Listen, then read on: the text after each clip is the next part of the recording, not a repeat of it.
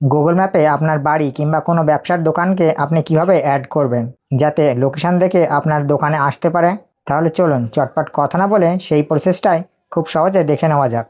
তার জন্য আমাদের মোবাইলে থাকা ম্যাপটাকে ওপেন করতে হবে এবং ডান সাইডে দেখতে পাচ্ছেন একটি কন্ট্রিবিউট নামে একটি অপশান, এটাতে ক্লিক করতে হবে। তারপরে উপরে দেখতে পাচ্ছেন একটি অ্যাড প্লেস নামে অপশান, এটাতে ক্লিক করতে হবে।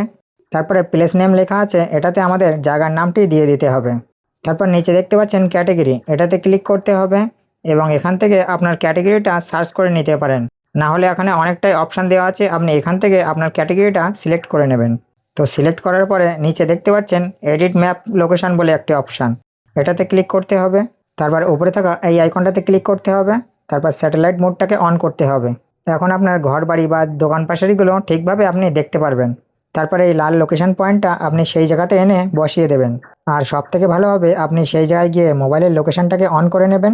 তারপর এই চিহ্নটাকে ক্লিক করবেন, তাহলে আপনি সেই জায়গাটা খুব ভালোভাবে মার্কিং করতে পারবেন। তারপরে এই উপরে থাকা ওকেতে ক্লিক করবেন, অটোমেটিক্যালি আপনার অ্যাড্রেসটা উপরে নিয়ে নেবে।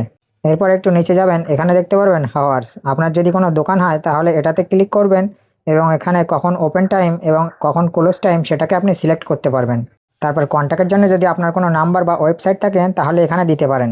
দেওয়ার পরে সেখানকার কিছু ফটো বা দোকানের ফটোগুলো এখানে আপনি অ্যাড ফটোতে ক্লিক করে অ্যাড করে দিতে পারেন। তারপরে এই সাবমিটে ক্লিক করবেন। 24 ঘন্টা থেকে 48 ঘন্টার মধ্যে আপনার লোকেশনটা সেট হয়ে যাবে। তো অবশ্যই এটাকে একবার ট্রাই করবেন। তো এটা আপনি আগের থেকে জানতেন কি না অবশ্যই কমেন্টে জানিয়ে যাবেন। আর এমন ভিডিও পেতে চাইলে পেজটিকে ফলো করতে বলবো।